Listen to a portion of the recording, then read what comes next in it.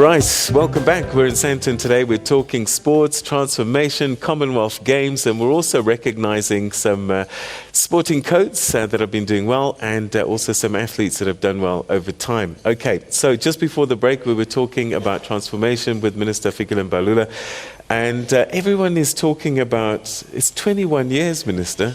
You know, surely we should have fixed it by now. We should be switching on our TVs and naturally seeing the demographics playing out in our sporting codes. No. The reason why it is not even 20 years, I was asking Dr. Passon, Unity Talks was 1992. Remember Barcelona? We went to Barcelona before 1994. That's when we had Unity Talks. Out of that, we adopted a policy which was effected by government of the quotas. Right? So the question is, we focus on the quotas and that was a deal. So we made a mistake. We didn't make a mistake. The quotas were necessary. When we came in, we make an evaluation of that. We seek to expand. There are many issues that are interlinked to the transformation agenda that we need to do. Government has got to accelerate development. And then number two, federations have got to ensure that what it is policy is implemented. There are others who are doing what is called malicious compliance. You say we must implement quotas, it's fine, we'll do it. 3 players on the field, are you satisfied? Good. Even if you've got more than 3 players who are black who can perform, they are not selected, which is what has been the lamentation. But there's been progress. Look at cricket, from where it was. For the first time, a black man is an opening batsman, Hashim Amla. And then he's not there because he's made a favor. The coach select him, not on the basis that I've got to think, where will I get these black people? No. He must basically, he select him because he's actually there. I'm just giving an example. And this is what will actually assist us if we did not actually put this issue on the back burner on some time. But the quotas was the only thing that we had to say to people, if you don't implement transformation, we will basically ensure that we punish you and all of that and do all of these things in terms of the quotas. But now, our approach is much broader in terms of this. For instance, we seek to say in that approach, put an emphasis on school sport. Okay. To say that if we play, most of the rugby black players, where do they come from? Where do the cricket black African players and black players come from? They come from former Model C schools. They don't come from your school in Soweto, because kids in Soweto are not exposed to rugby and cricket in terms of playing sport. They don't have facilities where they've got best coaches. All these good English-speaking black players in the rugby team who are black come from St. Edward's, from St. Watward, from St. Watward. They are not from Khoratuto High School in Botshabelo. They are not from Pupano High School in Botshabelo. They are not from Soweto. They are not from Zingi. They are from former Model C school, because there they are exposed to high quality development. They know nutrition. They've got good nutrition. They've got good. You look at the history of the Springboks. Jan de Villiers played with Skalberger from school. They are now in the national team. When you come from Zingi, you want to play in rugby, where you never even played. You are not even recognized, because rugby black players are developed from not less or more 40 schools in the Republic. Now, the task of government, me and CISNG, basic education, memorandum of understanding after memorandum of understanding. We've got to make it happen in the schools. That is my job, to make it happen in the schools, that these kids are trained, they've got good nutrition, they've got good teachers, they've got good follow-up. At the present moment, I can't promise that to South Africa, because I don't have that in the school. A child who is at school and playing sport, most of them have qualified and play for Bafana, but they've never seen doctors. That is why they've got what is tendon Achilles, whatever disease. Yes. And then they realize that when they are a top flight football career, but that problem could have been kept at school. At the present moment, they eat pap, with potatoes. It's starch to starch. Nobody advised them about nutrition. You must eat properly, balanced meal and all of that and so on. These other kids at the high school and all of that in the advanced schools, they do have that. I'm not lamenting. Transformation has got to happen. We've got this in place, and then there's a lot of work that has gone into transformation. It hurts me a lot when people, some of them justifiably so, when they make demands, which is correct. Because today here we demand transformation, we discuss it because South Africans partly are up in arms. But it hurts when people don't follow up and think that there is nothing that has been done. All right. Well, the Eminent Persons Group, we're going to get some feedback because they audit this process and we'll see what's being done, because I think just watching TV is not enough. But we'll come back to you because I want to go to the floor now and get Thabiso, who's already lined up a few people he wants to have a quick conversation with. Thabiso? Thank you very much, Peter. But I think just before I continue, on my right-hand side, I think we need to acknowledge some of these athletes. 1, 2, 3, Kasa Samia, Nasa Jobodon, as well as Wade Runner. That's his handle. These 3 champions, in fact, recently world champs as well. Can I get you guys to stand up? Just a round of applause for these 3. We have to acknowledge them. Done extremely well at the World Championships recently, especially the man in the middle. I remember I was in London when you ran next to Usain Bolt. But don't worry, you'll get him next time, champ. Well, Peter, you rightfully said, I mean, there's been a couple of questions. You got some in your hand, but I think the first question, I'm going to walk over to this way, to my left-hand side. There's a question from boxing. I'm sure, what was it? The question from boxing, I think, came from you, sir. You were pretty, it's not about transformation more than anything.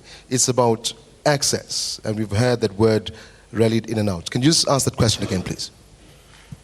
My name is Keith Ross. I'm a manager trainer of certain boxers.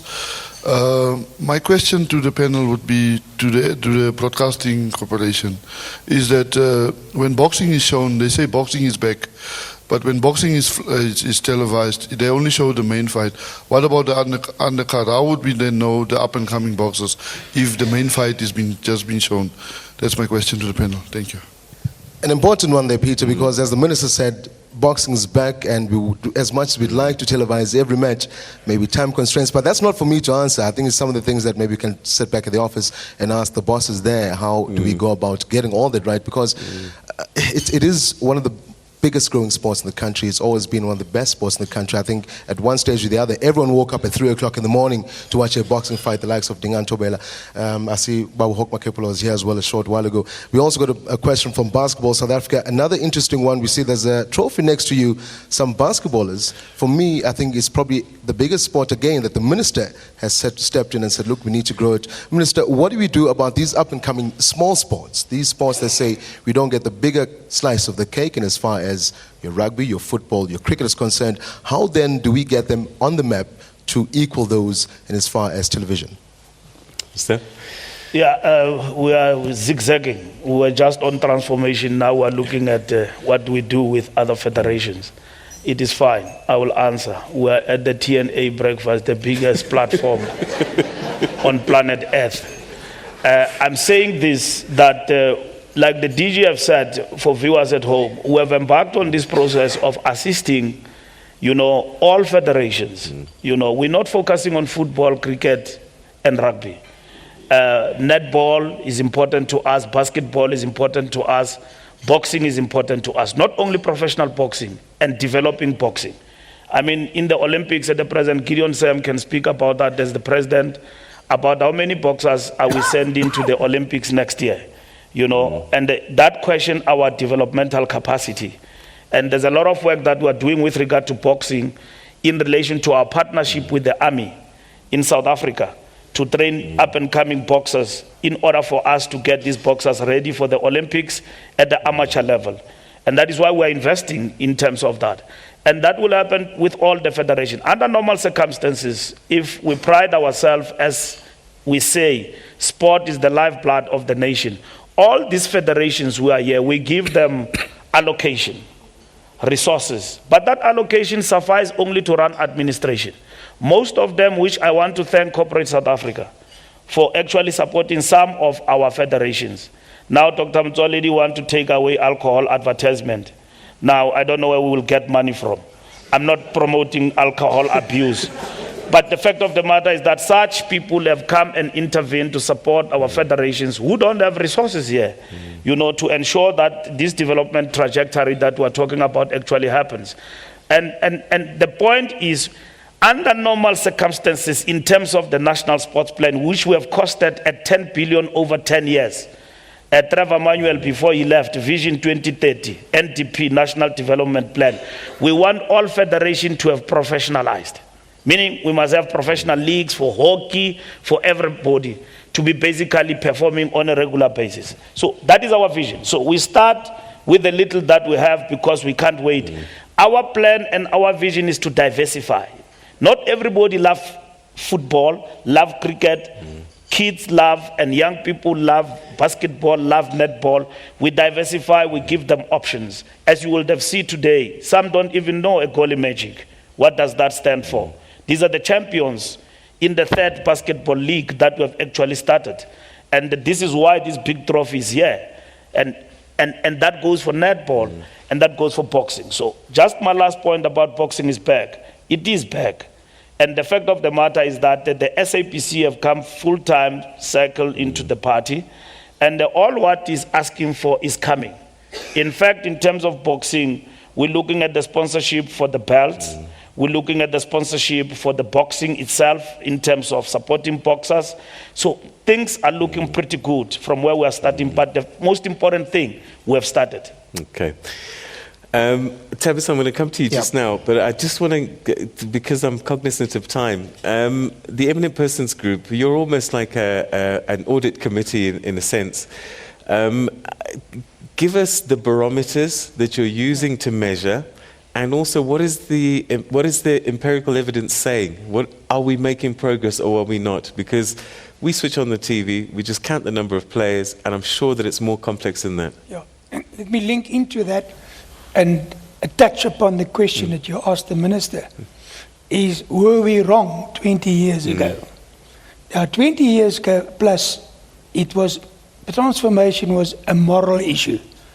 And in that way we divided the sporting community, because from a moral perspective, a lot of sports people did not agree with that approach. Since the EPG arrived on the scene and the first pilot study was done, the strategic reasons for transformation is becoming much more important. The bulk of the sporting community have accepted the fact that morally we have to change. It's the right thing to do. The strategic reason has been overlooked in terms of our definition of how do we want representation to play out. The strategic fact is that 84% of under 18-year-old South Africans are black African. Only 16 are either white, colored, or Indian. So how clever strategist must you be not to realize that I must focus on the bulk of the population that's going to carry me into the future? So that was a major shift. Now, by having made 20 years plus, say, generic black means either white, colored, or Indian, what has happened? Some codes, let's name them, rugby and cricket in particular, developed a demographic profile that was focused on colored and Indian people. Nothing happened in the black schools and amongst black Africans. So we have put ourselves 20 plus years backwards in terms of exploiting the major source of human capital. So, but that has now been corrected. These facts that I've mentioned now has come out of the first 5 study pilot codes that emphasized that and was picked up by the ministry, and then from that followed the barometer. The charter and the scorecards is multidimensional. You cannot have a transformed team from a demographic point of view at the top unless the 2 building blocks that Mr. Sam has mentioned. If there's no access, as long as less than 10% of schools in the country participate in sport, there is no building block. If there's not an associated skill and capability development program, you're in the wind, you know we. So those building blocks must be in place. Now, the longer we take to put them into place, the more talent we are going to lose. Now, what the EPG has done through the audits, we've done 5. Last year we did 19 codes, so we've now got a group of 19 of the more prominent codes that we know exactly what's happening in those organizations, in each one of those dimensions that is defined in the charter. The challenge now is how do we massage each one of those building blocks to be able to bring the changes up at the top. And another thing that's coming out, as long as a sporting code is run by a leadership that represents a specific culture group, then the way you do things will not change easily. Because remember that in the national code, there are 9 or 7 provinces where there are other cultural groups present. So to pull those roots out, to bring about change is a major effort. And as long as the EPG is there to point those things out to the minister, there can be action. And that's where the barometer came from. Because in 20 years plus, no sport looked forward. What am I going to look like in the next 5 years? We force them now, on the basis of the barometer, how are you going to transform yourself or change yourself in 7 dimensions over the next 5 years? And then we monitor that, but they made those targets themselves, which we agreed with them. And then we monitor according to that. And then, if there's punitive action necessary, it will be taken. There will be consequences at the hand of the department and the minister. So, as Gideon said, the system is in place. And in actual fact, we will extend the barometer beyond the 5 to the other 19 codes this year. But you paint yourself into the corner every year because of a lack of progress. So it's there, we must just implement it. All right. Quick thoughts from you on what we've heard going forward. Now, I'm quite happy with how our federations deal with this matter. I said at the beginning, they have embraced it. There's no federation that stands up in a council meeting of SASCOC and say, I object. They've embraced it. And using this tool is going to help them to get there. And as SASCOC, we normally say to them, what is your problem in getting to that part of the world? And that's why you will see that our program is now focusing on the provinces, our provincial sports confederations, and it's now moving down to the district sports confederations. Because if you can catch them at that level, to answer the question that the other gentleman has been asking, is that how do we get into this? You can't get into this if you don't belong at the level where you need to belong. So if you get in as a club at the district level, and a district sports council chairman can understand your needs, that is how it then goes up in the system, and it ends up with Dr. Willie Basson saying that is how we're going to address it. So we as the federations are on board, and we're moving step by step with the whole process. All right. Minister, we're running out of time on this panel in particular. So maybe just your closing thoughts to reassure South Africans that this transformation story is happening, and maybe you can give us a timeline where you think that we will be able to wake up in the morning and exhale. If you look at transformation only in terms of rugby, you will say that there is no progress. And rugby and all the top 5 in terms of the barometer, like Dr. Basson have said, have bind themselves in terms of the agreement that we have signed, where we will be in the next 5 years, but annually there will be an evaluation in terms of how far they've gone to implement, what they've committed themselves to. It starts with the franchise, it starts with the developmental work that is done. It is also about a comprehensive approach with regard to school sport, to ensure that those players who are in the system are able to be affirmed, not simply on the vulgarization of saying that they are quota players. Players hate that thing, to be called quota player, when you know that you can basically perform better than the other player. So that's the question that we are basically addressing, and we are not caught up and wake up today and talk transformation precisely because somebody have raised it. We are on duty. We have been pursuing this matter, and then there is a strategic framework within which it is actually evolving. Where there is intransigence, public participation, and the views that South Africans raise, we do not frown upon them.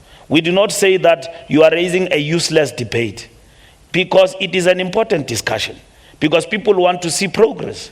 Where are you going with regard to this transformation matter, and what are you basically doing? It has assisted us a lot for us in government at a political level, because it has been our issue and our only issue, and we're sort of on our own. And come what has now arisen in the recent past, even though some of the people are just getting into it, they don't understand where we are going. The fact of the matter is that is an important debate. There is nothing that we can call holy cows that cannot be touched. I agree with Gideon Sept. We have met with federations. We have gone to SASCOC. We have engaged. And federations understand quite correctly where we are going, and they've basically committed themselves in terms of this important work. And I think from the point of view of the Ministry of Sports, we are basically on track, and there will be consequences. And my last point, because the question of transformation in the main, it get to be heated, especially when it comes to the Springboks. I didn't expect by the time when we signed the barometer and the agreement with SARU that the Springbok team going to this World Cup will be almost 80% black. I didn't expect that. I mean, when people raise issues that no and so on, we've got 9 players in the squad that is playing in the World Cup now. That was perfectly expected, because most of the time this work has actually been in the back burner and was not receiving the attention that it needed to. But SARU, where it is, it knows what is the agreement between us and what they've committed themselves to in terms of what they need to do. Going forward, the minister will wield the stick and ensure that those who are not transforming are actually going to be punished going forward. That is what is important for us. All right, so there's some reassurance there for you from the Minister, Fikile Mbalula, talking about transformation. So we're going to start to change track a little bit. We're going to take a quick break, and when we come back, we're going to see 2 new people sitting in these chairs. As we say, thank you very much indeed, Dr. Mbalula, and to the President of SASCOC, Mr. Gideon Sept. Thank you so much for joining us on this panel talking about transformation. But when we come back from the break, we'll start looking at other issues. Commonwealth Games, they're coming to South Africa, coming to Africa for the first time, and they'll be in Durban in 2022. Let's find out more about that after this.